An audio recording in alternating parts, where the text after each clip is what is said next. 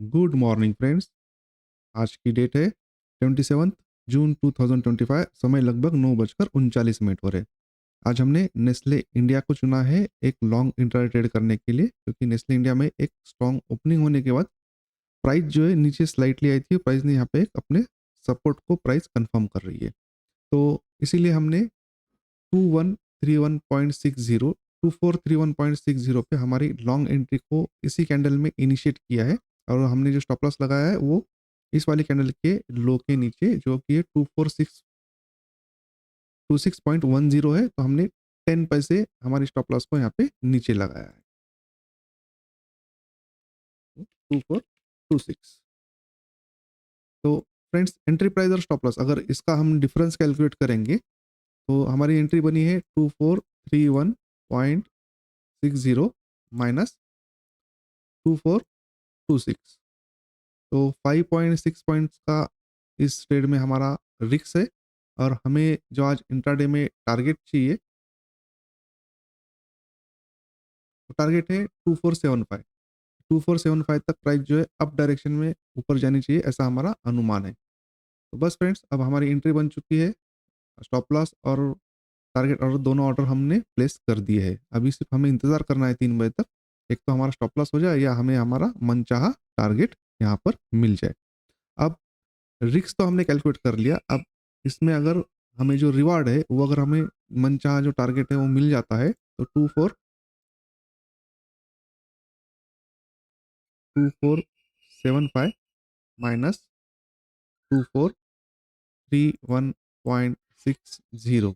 तो entry price से हमारा जो टारगेट का लेवल है 43.4 पॉइंट इस ट्रेड में हम अर्न कर सकते हैं, अगर हमें आज नेस्ले इंडिया में टारगेट मिल जाता है तो वेट करते हैं फ्रेंड्स अब 3 बजे तक। और नेस्ले इंडिया को हमने क्यों चुना था, इसको आज लॉन्ग इंट्रा ट्रेड करने के लिए, ये भी मैं आपको इसके पार्ट 2 में समझाने की कोशिश करूंगा।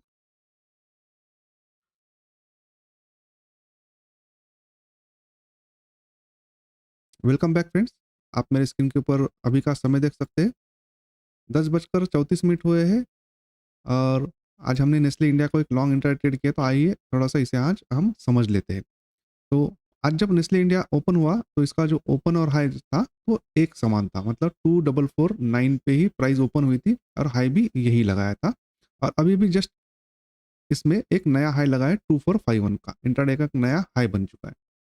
तो जैसा कि ओपन और हाई जब एक जैसा होता है, तो मानते हैं कि प्राइस को इस लेवल से, मतलब इस दिन इसे एक शॉर्ट इंट्राडे ट्रेड करना चाहिए, लेकिन हमने इसे एक लॉन्ग इंट्राडे ट्रेड किया है, क्योंकि आपको पता होना चाहिए कि इसके पीछे बैकग्राउंड में क्या चल रहा है, प्राइस अप लेग में है या डाउन लेग में है, साइडवेज है, ये आपको पता होना चाहिए। तो हमने हमारी जो एंट्री को बनाया था, ये था कल का क्लोज प्राइस 2431.60, 2431.40, ये कल का क्लोजिंग प्राइस था। इसे जब मैं डेली टाइम फ्रेम में ओपन करता हूँ तो इसके आप देखेंगे 2431.40 ये कल का क्लोजिंग प्राइस है। तो इससे 20 पैसे ऊपर हमने हमारे एंट्री को यहाँ पे बनाया था।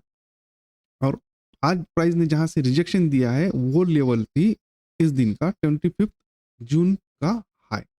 तो एक हम यहाँ पे लाइन ड्रॉ करते हैं और इसे पिंक कलर करते हैं।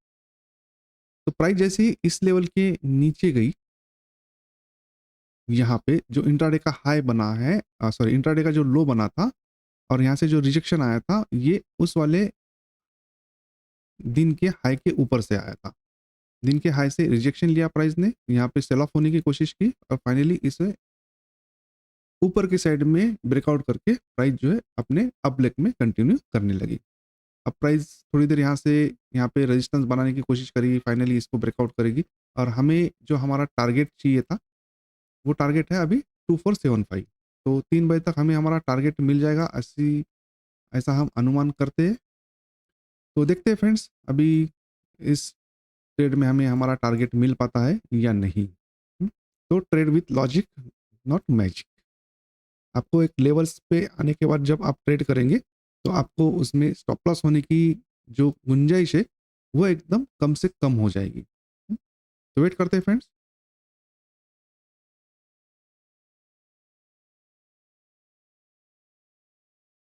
Welcome back friends. आप मेरी स्क्रीन के ऊपर अभी का समय देख सकते हैं।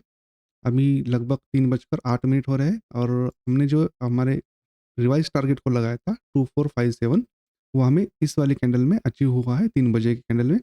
और हमने जो रिस्क ली थी 5.4 पॉइंट्स की ली थी, जो हमें रिवार्ड मिला है 225.4 पॉइंट्स का हमने यहाँ पे रिवार्ड मिला है। और रिस्क रिवार्ड अगर देखेंगे, कैलकुलेट करेंगे तो 1:4.7 का हमें इसमें आज एक अच्छा खासा मुनाफ़ा मिला है। तो हमारा ये रिवाइज़ टारगेट था, हमारा जो एक्चुअल टारगेट था वो था 2475, जो कि एक रेजिस्टेंस लेवल था। इस रेजिस्टेंस लेवल तक प्राइस जाएगी ऐसा हमारा अनुमान था।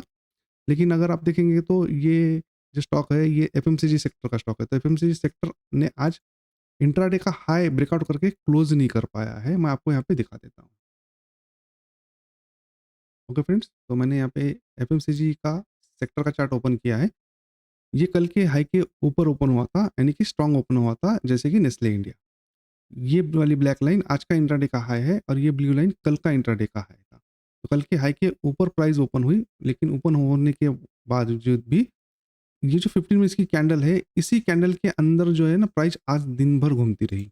ये देखिए, इसी लो पे आई, इस कैंडल के लो पे आई, फिर से इसने इसी कैंडल के हाई को टच किया, फिर जो प्राइस साइडवेज हुई, फिर अभी इसी कैंडल के लो पे प्राइस जो है यहाँ पे मूव कर रही है। तो इसका मतलब कि सेक्टर में अगर मूवमेंट नहीं था, अगर ये सेक्टर ने हाई ब्रेकआउट करके अगर अप डायरेक्शन में यहाँ से मूवमेंट दिया होता, तो हमें जो हमारा आज का जो टारगेट था, वो टारगेट शायद अचीव हो जाता।